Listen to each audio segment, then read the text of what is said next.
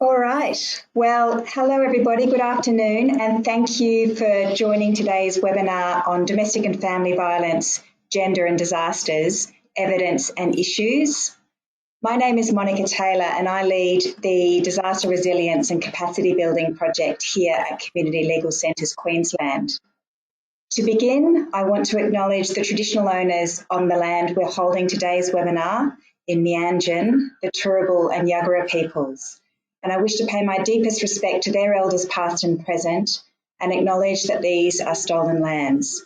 Sovereignty was never ceded. As this webinar is being viewed from people throughout Australia, I also pay respect to the traditional owners throughout country and extend a very warm welcome to any First Nations people joining us this afternoon.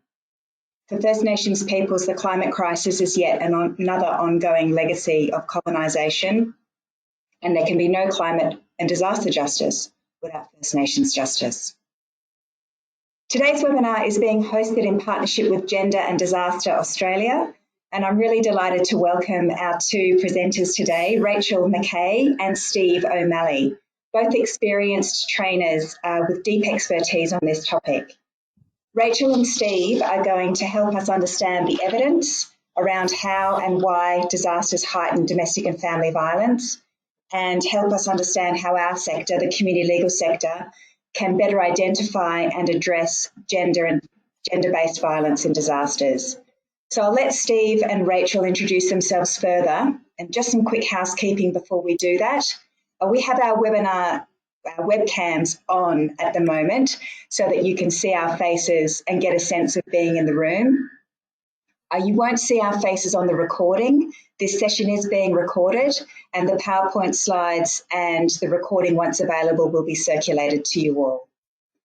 We should have about 10 minutes for questions after the presentation. We'll hold questions until the end.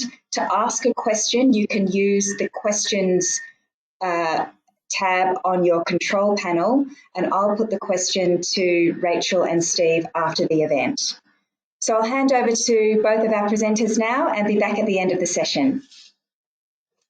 Thanks, guys. Thank you, Monica. Look, it's great to be here. Rachel and I have spoken a lot about gender disaster over the last decade or so. New opportunities like this are always welcome in our world, that's for sure. We sit in front. We like to be face-to-face with people when we train, obviously. But it's just as beneficial for us, and I hope it is for you all as well. So we thank Community Legal Centres Queensland for the opportunity to come in. And Monica, you're a great curator. Our practice was awesome, so hopefully this all goes well. Amazing acknowledgement as well. I'd like to do the same. As we do at each training session, regardless of where we are, we acknowledge the traditional owners of the land in which we live and work, and pay our respects to elders past and present. We understand that Aboriginal sovereignty was never ceded, the point that was made so wonderfully by Monica in your introduction. And I'm on the land of Wurundjeri people of the Kulin Nation here, just in the suburbs of Melbourne. By way of introduction, a little bit further into, or for the next slide anyway, I'll get to introducing myself and Rach when we talk about GADAUS itself, Gender and Disaster Australia, also known as GADAUS. Rach and I will wax a little bit throughout the course of these slides, the way that we do when we train. So it's a style that we've mastered, dare I say it, over a period of time, and we're very familiar with the way that we operate with each other. I gave her a little bit of a heart attack earlier on when I sort of scared her about the time zones, Queensland versus Victoria, but we're settled now and we're ready to go. The objective slide here, I'll just go through before I introduce Rach more formally and myself. The Gender and Disaster Australia's objective is to recognise and address the safety needs of women, men, LGBTQI+ people and other minority groups in disaster planning, response and recovery. Want to develop strategies for raising awareness of the damaging stereotypes and gendered expectations in emergency management settings, and as well as including awareness of family violence and diversity in emergency planning, response and recovery. Rachel and I fit really well into those objectives because of our backgrounds and what we bring to this, as we'll both mention briefly in our introductions. My background in emergency management goes back 35 years now. I joined in the late 80s in the fire service in New South Wales, and I've been a firefighter since then, but I jumped into the prevention of violence against women back in the early 2000s after a conversation with a close friend that I won't go too deeply into now, but I've been well and truly within the prevention of gendered violence, the intimate partner violence, domestic family violence space for a couple of decades now. So I bring that to this as well as that emergency management experience. This work that we're going to talk about today, the Gender and Disaster Australia work, was auspiced by Women's Health. So a feminist lens, we'll mention that as we go through the presentation as well. As Monica said at the start a couple of times, underpinned by evidence. We look at the evidence, we bring everything back to the evidence and the research. That's a really important way that we present here at Gender and Disaster Australia. It's a little bit about me. So emergency management background, been in the prevention of violence space for a period of time, and I found it invaluable in this, in the work that I'm doing now. I've stepped away from my role in the fire service to work with GADOS. And so I'll pass over to Rach now, and she can do a quick introduction of herself before we get into a little bit more about the training that we do. Thanks, Steve. That was a great introduction. Welcome, everybody. I come to you today from the lands of the Bangarang people in northeast Victoria. My history, I sort of get a bit enthralled with what you say, Steve. I'm a social worker by trade, and I've actually had a lot to do with Hume Riverina Community Legal Service. We actually co-delivered training over a number of years in identifying, responding, and referring to domestic violence in my region. So my background is working directly with women and children escaping domestic violence. I then started work alongside our director at GADOS, Dr. Deb Parkinson, when she her and Claire Zara actually began doing this research in this space. And at the time, we had, I shared an office with them, so there was lots of talk and discussion in the offices at Women's Health Goulburn North East at the time. And I still recall, though, back in that day that it was so new, and I'll talk a bit more about that. It was such a new area of exploration and research, and it wasn't always received well, and that was something that we still carry forward, that it is a hidden disaster, domestic violence in the disaster context. So that's a little bit about me. I'm here at Gender and Disaster Australia. I've been working alongside Steve for many years now, and it's fantastic to be bringing this to you today. So thanks, Steve. I'll hand back to you. Thanks, Rach. So the slide that we've got up now is a little bit about our intent, and I'll just read through that slide. We seek to reduce the risk of gendered harms, including domestic violence and family violence, in all phases of disaster prevention, preparedness, response and recovery, and in collaboration with communities at risk of disaster, influence improved outcomes. Now, there's a little bit in that. There's an acronym in there that, as an emergency response-orientated person for a number of years, the response-orientated organisations look at, and that's the prevention, preparedness, response and recovery. There's also a continuum that's not quite writ large in the intent there, but we're looking at a health promotion sort of model within what we do, and we're looking at every bit of what we do as a prevention piece as well. So if we're looking at primary, secondary and tertiary prevention in a health promotion model, that's what we're doing at GADOS, and we try to look at like language when we talk across sectors, into the emergency management sector, into community, into the violence prevention sector as well. So we try to get those synergies there where we're on the same page. The core business of a lot of the organisations in and around disasters is response, but we know that recovery is actually longer than the response, and the recovery can be long-lasting and can be, detrimental to people's health and well-being for a long time afterwards. Now I'm going to throw back to you, Rach, and you can introduce what our core business is basically, and how we're funded from federal government around the lessons in disaster training sessions. Yeah, so it was in late 2020, like New Year's Eve, 2021, when we finally got word that Gender and Disaster Australia were funded to take this training nationwide, and which has been absolutely really exciting for us. So the crux of it is our training sessions. I would really recommend after today, if you really want to do a bit more of a deep dive into these issues and a bit more of an explore of them, join us with our either online or face-to-face sessions. We are doing a roadshow actually in Queensland in May. We can send you out further information.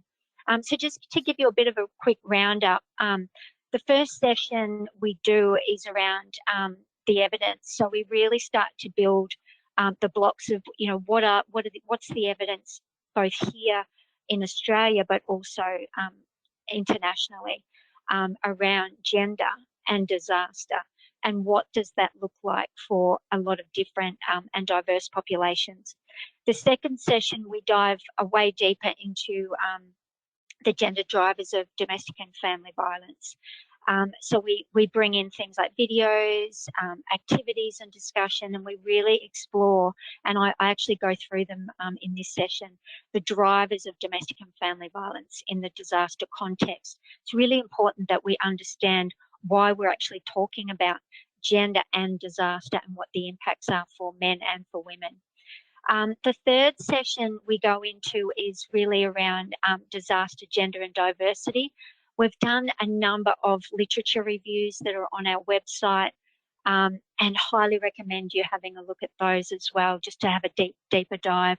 We certainly concentrate a bit more formally on the LGBTIQA+ research and space in session 3. So you can sort of see there we're starting to build things that it's like a building blocks, our training. And the fourth session is really that working towards change. What actions can we take as individuals? What actions can we take in our organisations? And what actions can we take in our communities? Because the training doesn't sort of hit you, as you can all imagine, it doesn't just hit you intellectually and, oh yeah, I get those concepts. It actually hits you right in the heart as well, because we've all been impacted and affected by domestic and family violence, and we're certainly all impacted by the boxes that limit in terms of gender. You know, what are we limiting ourselves with for men and boys? What's it look like for women and girls? And what does it look like for diverse people in our community? And around discrimination, we certainly talk about discrimination. So I highly recommend that you register for one of our online sessions or come to one of our face-to-face. So the next slide I'd like to talk through is going a little bit into session 1 around the research, which came out in 2011. The research report is called The Way He Tells It, Relationships After Black Saturday. And that's a deliberate ploy, I guess, around what the researchers found, which was that women's accounts of what happened during that firestorm were actually very different from their partners and from the men. And what happened was that his version of events became what was considered the truth and what was considered reality. So hence the turn of phrase, the way he tells it, relationships on Black Saturday. It was qualitative research, and it was actually the first in Australia. And the reason we take it back to then, which is over 10 years ago, is that it's absolutely still pertinent for you all today. And I know that throughout the next 50 minutes, you'll hopefully be nodding. Can't see you, but you'll be nodding and thinking, okay, that resonates with me. So what the researchers found was that often women did seek help, but there was no real positive outcome. There was no follow-up. There was no safety assessment. There was no checking in with them following a disclosure.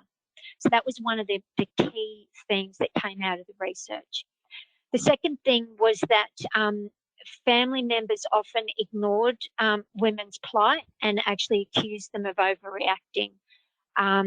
You know, he fought the firestorm. You need to calm down. So they really, their language minimized it, and they absolutely accused those women of, you're overreacting, you need to just be quiet for now. Often women were blamed for not caring well enough for the men in their community. So you can see the focus actually didn't shift to, oh my gosh, we need to keep these women safe, or how can we do that? The focus was on, tone it down, keep quiet, and basically hide it, because we can't deal with it, and we want you to actually think it through before you disclose any further. Often health professionals fail to follow up initial conversations. I actually have seen a massive shift in that. Health professionals like yourselves are really up to date with the current issues around domestic and family violence, and we saw the media really put it to the forefront in COVID, which was absolutely fabulous from a gender and disaster point of view. But there was at the time a real willingness to drop the issue if the man denied any abuse or denied any violence. Again, I think that's shifted. I'd like to think so, but we still have to make sure that everyone is trained up and confident to address it if someone does disclose. What we did find was when the researchers actually put out the transcripts to the research participants, a lot of participants withdrew significant parts of their transcript or the whole lot because they were absolutely fearful of recrimination from the community. They didn't want to be identified by the community, and they felt that even though we changed their names and a lot of details, the fear was palpable for the researchers. So that was what happened there. Often women were passed on to quite inappropriate services. This one, I think, we're improving along, but I really encourage you to, and I'll talk a bit more about this later, I really encourage you to understand and know who your local domestic violence services are, your specialist services are, because that's really critical in potentially soft referrals for women. And I think that's a real critical one, because what you'll be seeing is that you'll be coming across women that have already had experiences of domestic violence, and this has just amplified it, or you'll be coming across women that have had previous experiences of it and are survivors, and this will be bringing everything to the surface. And we'll talk through a bit more about that later. Another thing we found was that police didn't follow their own code of conduct and asked women to give it some time. And in effect, we actually held what was called the Hidden Disaster Conference, and we still term it the Hidden Disaster. And I'm sure many of you are nodding around that turn of phrase. So what we found was that women's traditional reluctance to report violence against them, we know that happens every day, is exacerbated in the aftermath of Black Saturday, and that's what you'll be finding, particularly in Queensland, because we know that you have rolling disasters. It's just one after the other. Here in Victoria, we've had communities impacted by floods, and it's been one after the other. Often you'll see a down reporting, so people will be quiet, and then it will go up at the sort of 3 to 6 month mark. So it's definitely something to think about. I think one of the things I want to point out with the research was that for some women, research participants, it was they were experiencing domestic violence and abuse before the Black Saturday firestorm, but that abuse was exacerbated following it. But for some respondents, it was actually new, so it was not pre-existing the firestorm, but it became a feature of their relationships afterwards, and we absolutely explore that a lot more in the training. What I would say to that is we have an understanding of power and control and those type of behaviours that were definitely at the forefront prior to the firestorm, but that physical assault happened after it. And please ask me any questions about that. Steve, did you want to please add anything? If I've missed anything there, else I'll hand back to you. Thanks, Rach. No, not at all. You did say towards the end there that the Deb and Claire, and we acknowledge Claire because she passed away in 2015, and a lot of what we do has Claire front of mind for us, Claire Zara. Deb is now our director, and she was the other researcher involved in this, in the evidence that we drilled down into. No, but they did look at, they were auspiced by women's health service providers. As I said before, a feminist outlook, a feminist lens into looking at the increase in gendered violence and domestic violence post that disaster, looking particularly at physical violence. So we should, you did mention that, Rach, that physical violence was what they were looking at most specifically. But what became apparent very soon after Deb and Claire, it took them almost a year to get into these bushfire affected areas. And what I will say before I go on is that, yes, you've heard the word bushfire and firestorm quite often. What we have done, particularly since our visits to the Northern Rivers region of Lismore and beyond, given the fact that, as Rach mentioned, Queensland is cops the lion's share of disasters in this country. We had Alistair Dawson, who's the Inspector General of Emergency Management in Queensland, speak to us, and the numbers that he rattled off and the repetitive disasters, which we don't refer to as natural, because there's a climate change, there's a global warming, there's a human imprint on all of these disasters that we once referred to as natural, and they're anything but that. So we can interchange flood and fire in the context that we were talking last year in training in the Northern Rivers. The research is the research, and it does suit both types of disaster. And COVID, for want of a better word, was a disaster by another name. We had to, retreat from Bairnsdale and Malakuta during the Black Summer fires, where we were training, to come back because of COVID. And then, once again, a new form of, well, not a new form of violence by any stretch, but coercion and coercive control became the violence that was reported quite often during the COVID periods. So it became very apparent very quickly that we had to look at the men. Deb and Claire looked then at a sample size of men to speak about their experiences. When we make it about the men, they actually do talk and they do want to listen. By no means do we go anywhere near the fact that women have to solve the problems in this scenario, because men overwhelmingly are the perpetrators of intimate partner and family violence.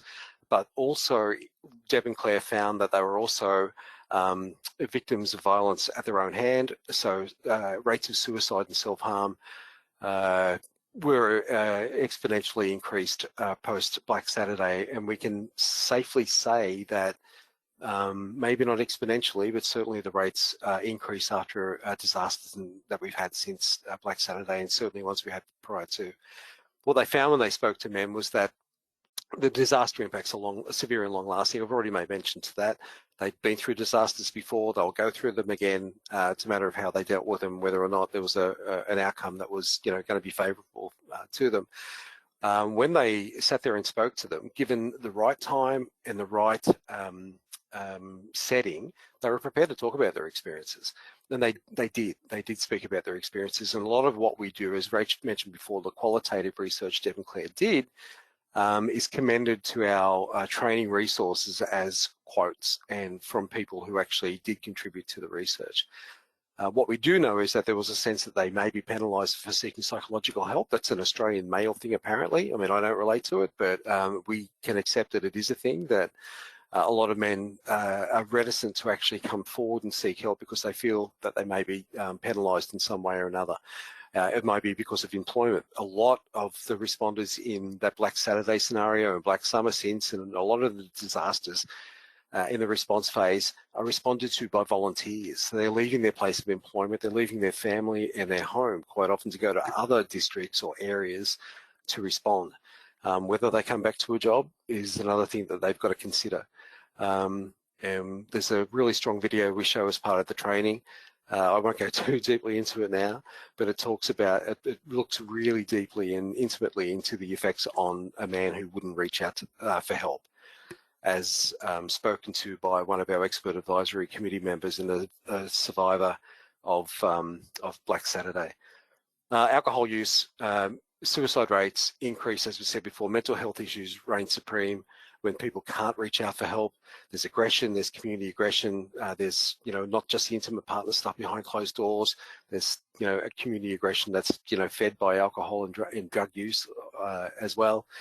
The thing that gets me, and the reason I got hooked on the research when I first read it, was about the gender norms. We'll look a little bit about the drivers of violence, of violence against women particularly, in a couple of slides along. But that was the thing that hooked me, because that adherence to the strict gendered stereotype that responders and men have to show during a disaster was a theme all the way through Deb and Claire's research.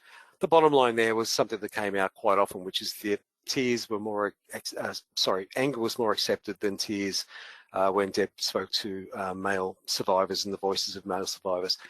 Having said voices of, what underpins a lot of what we do and a lot of what Rach and I train and our other trainers nationally train is that we are talking about the voices. We're talking about the lived experience of not just the survivors of disaster, but survivors of domestic and family violence as well. They are at the front of what we do. It's paramount that we refer to those voices. So this is a summary sort of slide here about what we found. That increased pressure on men to conform to rigid, damaging masculine stereotypes during and following disasters, that is during response and recovery.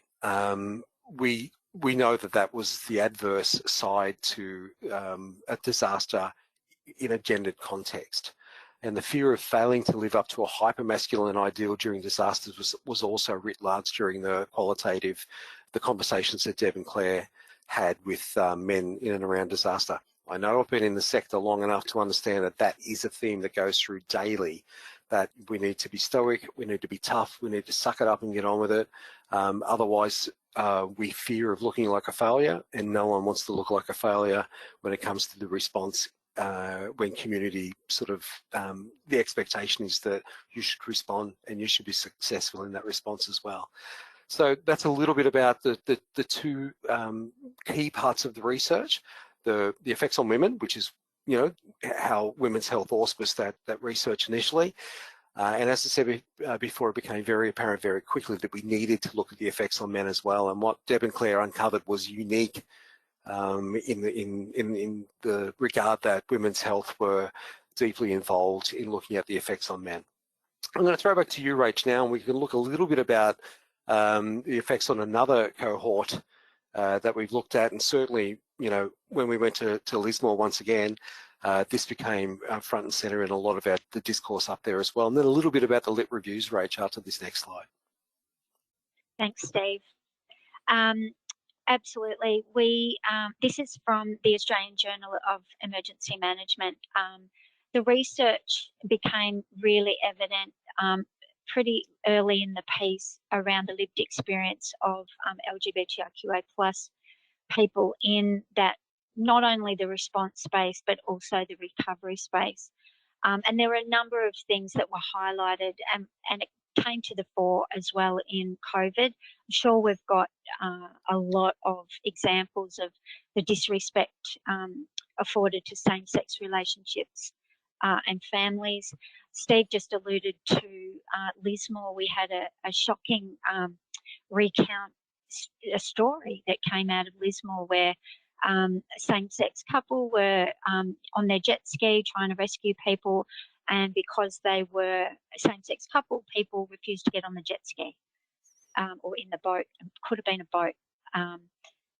Yeah, either or. It was quite disturbing, the anecdotes that were coming out and that do continue to come out around an utter disrespect of those relationships and families. These won't be a surprise to you. There's been a lot of people there was that forced outing due to homelessness. or damage to private spaces provided by homes. So a lot of people, again, in Lismore were living in spaces that were smaller, that were at high risk because they had to return to their family of origin during COVID often. And then, of course, the floods hit not once but twice. So you sort of got these taking a step forward but taking a step back in the disaster context, where those prejudices come to the fore. Often there were church-based organisations that actually run recovery centres, and they have an exemption from anti-discrimination legislation, which can be absolutely shocking. As a former colleague of ours, Liam Leonard, would say, that a lot of people in the LGBTIQA+ space live in disaster conditions. I wrote it down, all of the time.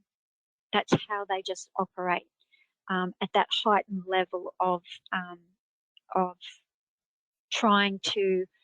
discrimination, I guess, and disrespect. There's little or no access to dignity or safety in recovery and relief centres. Steve and I have been involved in doing simulation exercises in relief and recovery centres with our little checklists, our gender and emergency management checklists, to actually talk through the discrimination that people walk in with, looking at dignity, looking at safety, safe spaces, etc. And they're at heightened risk of discrimination and violence. And you'll see a lot of this research paralleled in the drivers of violence against women. They're branches of the same tree, I guess. We have, as I alluded to before, some fantastic literature reviews that have been done, 23, 24. Currently on the website, we've got 4. We've got the disability and disaster risk reduction literature reviews. These have been done by academics across our nation. They're fantastic resources, so highly recommend you have a look at those. First Nations Gender and Disaster. Just want to make a note there with the original research that we did have one First Nations woman that was involved in that research, but we couldn't actually put any other diverse lenses on that initial research because it was too identifiable. So just wanted to note that. Men, masculinities and disaster is a great one as well. Rurality, gender and disaster, which I'm particularly interested in. Cold people, these are the final stages: cold people, gender and disaster, economic impacts of disaster by gender. So we unpack that, sex disaggregated, and gender diversity and disaster. So I highly recommend you have a look at those on our website. Back to you, Steve. There have been comments when we trained about the fact that there's some glaring omissions, the effects on kids.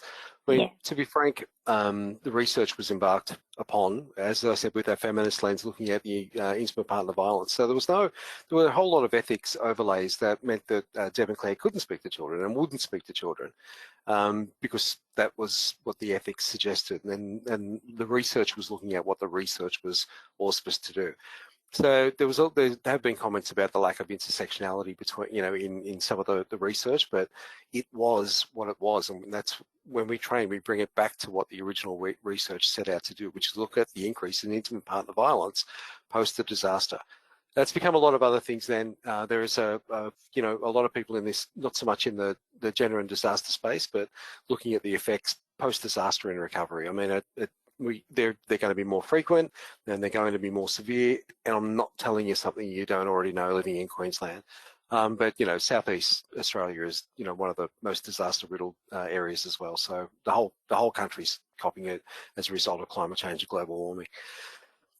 We'll go through this fairly quickly now, this next couple of slides, because I don't want to tell you something you already know. And given the fact that you're community legal services, that these will resonate with you, I'm sure.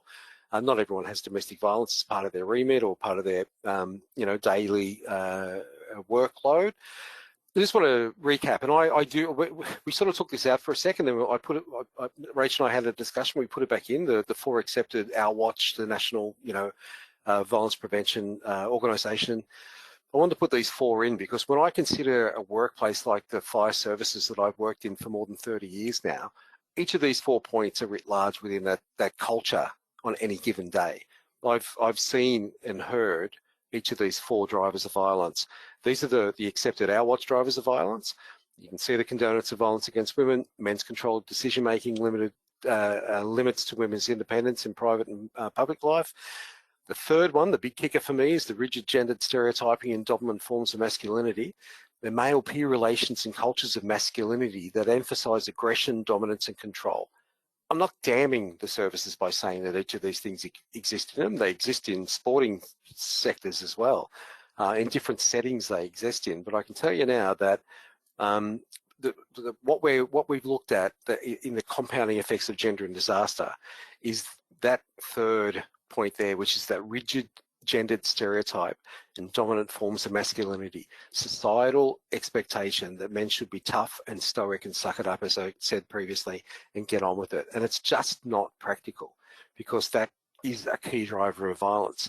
So when we put a disaster overlay into that, that's, I think, where our big ticket is for our training, and certainly DSS, and the fact that we're featured as a key element into the national plan to prevent violence against women and children is huge. I mean, I have been a fan of the plan since the plan was the plan, but now the fact that we're training within that plan, along with DV Alert and Lifeline and the E-Safety Commission and etc., is huge for us. So the drivers of violence against a really important part in the second session of our training is the differential between the drivers of violence and the contributing factors of violence against women, or violence in general. We put a spin onto those 4 accepted drivers, the Our Watch drivers, looking at with a disaster overlay, and it looks like this: increase in existing gender inequalities, the roles that women and men play within a disaster, caring, nurturing, the grunt work, increased pressure to conform to rigid binary gendered stereotypes, privileging men and their suffering as an excuse for violence. We've already seen that in the research, that in the way he tells it, the women's research, was that they were telling a completely different story that the men were telling, and there was a sense of forgiving them because of what they'd gone through.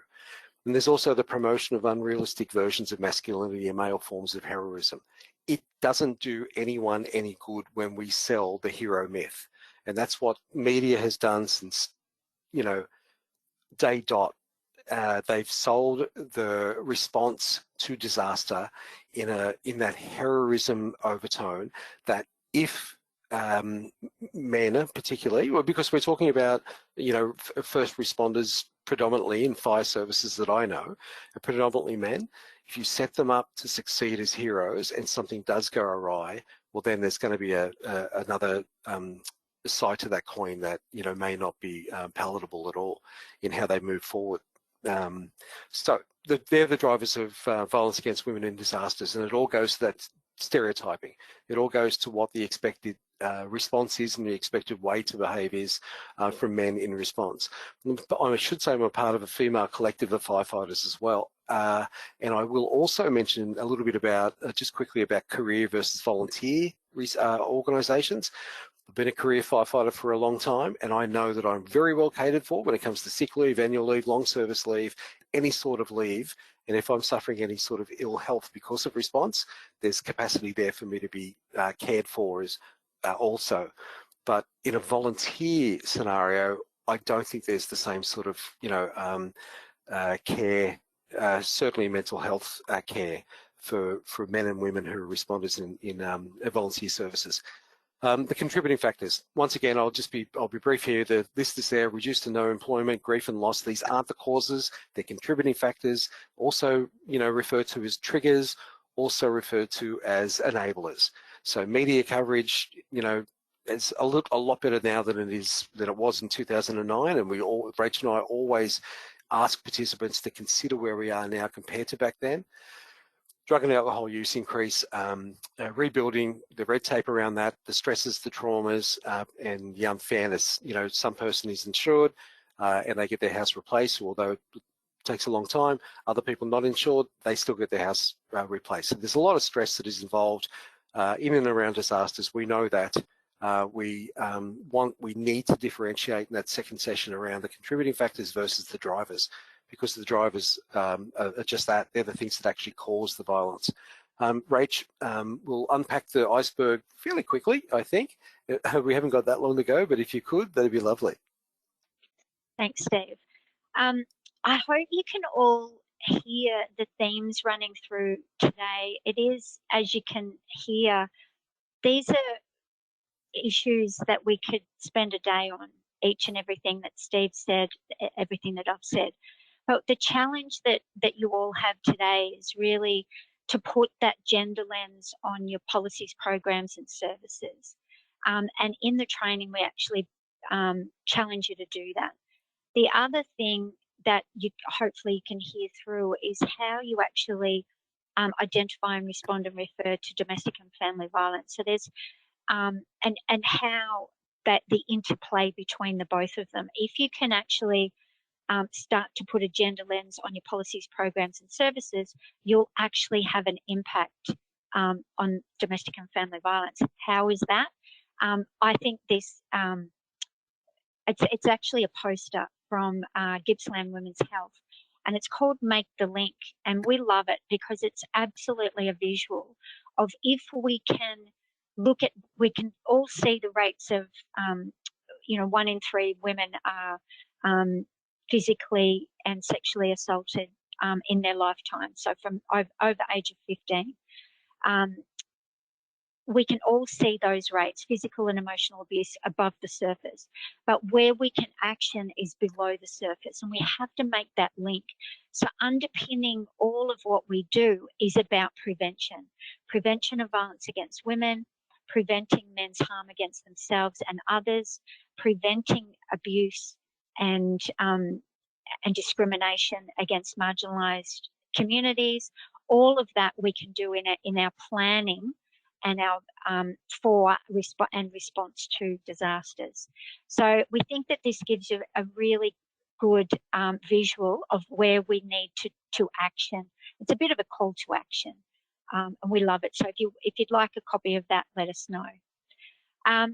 If we can go to the next slide, I just wanted to dive a bit deeper into and touch on a couple of things that we do in the training. One of them is about how we actually speak directly to a woman about domestic and family violence. Often we use what's called a universal approach. All of you will know that it can be really difficult to engage women, to keep appointments, particularly if there's been a disaster, they've lost their home, they've lost their community. It's really, really difficult. But what we like to say is the universal approach. So it's presenting everyone with an information pack. And we've got resource cards, which I'll show you shortly. It's actually a way of distributing that information to communities. It could be putting posters in toilets. It could be as simple as that, with the local domestic and family violence service on it. We have posters that say disaster is no excuse. So that's that universal approach. It might be you or someone you know that is experiencing domestic and family violence. Here's some resources that you can reach out to. The direct approach, as many of you will know in your work, is directly approaching a woman about it. Are you safe? Are you experiencing this? The direct approach, as again you'll know, is often the best way to do it. People, they know that you know something is going on. Obviously, that can't be with the perpetrator in the room. You have to make sure that that's a safe space. The postcard, which is on the next slide, is something that I have to hold it up. I know you won't be able to see this in the recording, but they're fabulous. They're just fabulous. We have these that we can send out to you. We can send out a bunch for you. When we're in the Territory, the Northern Territory, we sent a lot out to communities. This is a resource for women, but it's also a resource for workers. So we have the 4 steps. Ask it, are you safe at home? What you've just described to me is violence, it's a crime, so name it. Respond, give some details and follow up. Last time we spoke about your safety. How are you going now? Is there anything I need to follow up with? Very simple, but very effective. And this obviously can be given out to women, can be in universal places that you can have it, and it's got the national numbers there as well. Fantastic resources. We have a heap of resources online, and we dive a lot deeper in the training. We've got those postcards. As I said, we can send you out a big pack. If you'd like, please get in contact with Monica. We have a number of services where we go into LGA areas and we do a gender impact assessment with gender and emergency management assessments. We can do loads of services with that gendered lens on your policies, on your programs and on your services. But we also have, as you can see there, the gender and emergency management guidelines. We have checklists that you can literally go through. What's your comms look like? What information are you sending out? What training are you providing to your staff? I highly recommend you have a look at them or come to our training. We have lots of resources. We've got the disaster context sheets there. We have, Steve will know them off by heart. We've got Darwin. We've got Perth. That gives that. I think we've got Brisbane as well, and I can't remember who else we've got in, or the locations we've got in Queensland. But yeah, the disaster context sheets are really worthwhile looking at, giving you the stats and facts around latest disasters. And we've got a research department of one at Gender and Disaster Australia. So if you'd like to partner up with us, if you've got any anecdotes, any questions, please reach out to us. We'd love to hear from you. I know Monica's sent us through, someone has sent in a bit of a comment about what you're experiencing on the ground, particularly around women in particular who have previously experienced domestic and family violence, and how the disaster can actually exacerbate and almost re-traumatize them, particularly if it's a loss of home and safety. And we saw that time and time again with our partners in Lismore, about they've lost their homes, they're now living in garages, and they feel they've got intervention orders in place and they're feeling very, very shaky, and how we actually can support them. So I'll hand back to Steve. As you can tell, I can keep going for a long time. No, only 90 minutes by 4 sessions.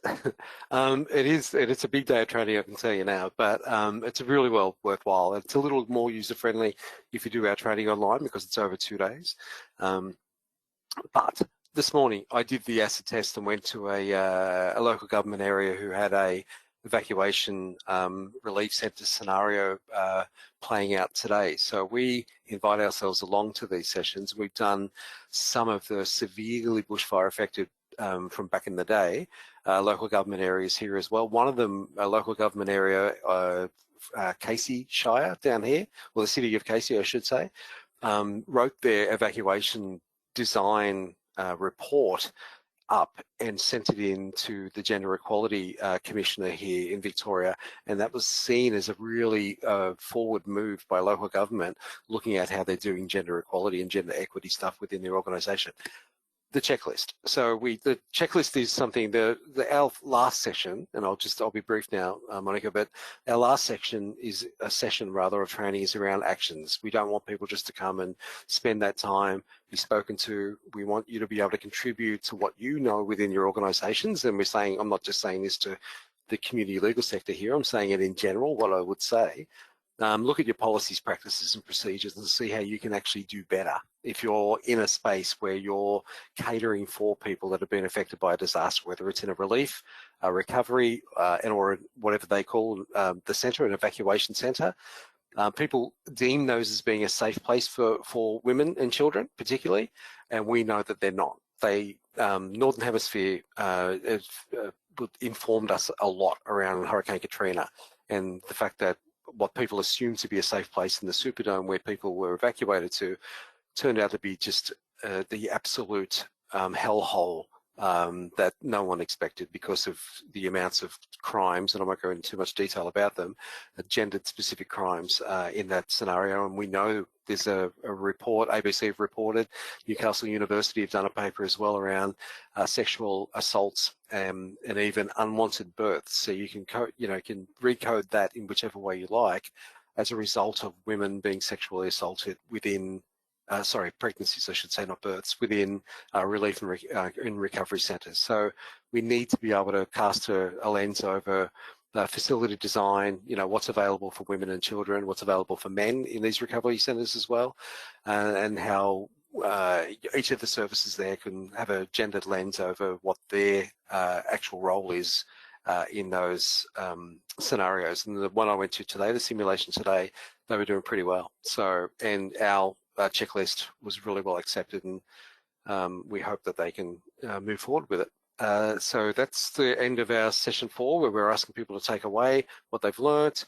That, once again, we don't want to tell people what they already know, and a lot of whom we've trained emergency sector specific organisations such as the NEMA, which is the National Emergency Management Authority, Red Cross obviously, Recovery Queensland in your patch, Reconstruction Queensland. One of our key trainers works for the Recovery Authority up there, and QFES, the Queensland Fire and Emergency Services Organisation, have taken up our training, and one of our expert advisory committee members works for QFES. So we will have a roadshow coming up in Queensland. I'm not sure exactly how that will pan out, but Monica certainly has asked Rach and myself to get her in the loop with that, and to be able to get the resources via hyperlinks to our website.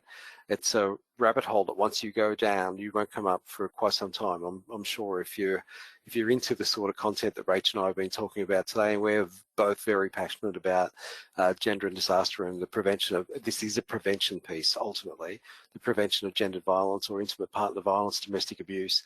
Our website is a really great tool for that. So I just want to thank once again Rach for being on the other end and for shafting me into controlling the slides today, but Monica particularly for giving us the air to speak about this today. It is really important. It's relevant, and as the disasters are becoming more frequent and more severe, we think it's hopefully we can actually enact some sort of culture change in and around the prevention of gendered violence as well. So thanks, Monica, and thanks everyone for being here today. Well, thank you very much, Steve and Rach, on behalf of the audience. That was a really important presentation, full of really important material for us. And the questions have been coming in fairly thick and fast. So I'll do my best to give you some questions in the time that we've got.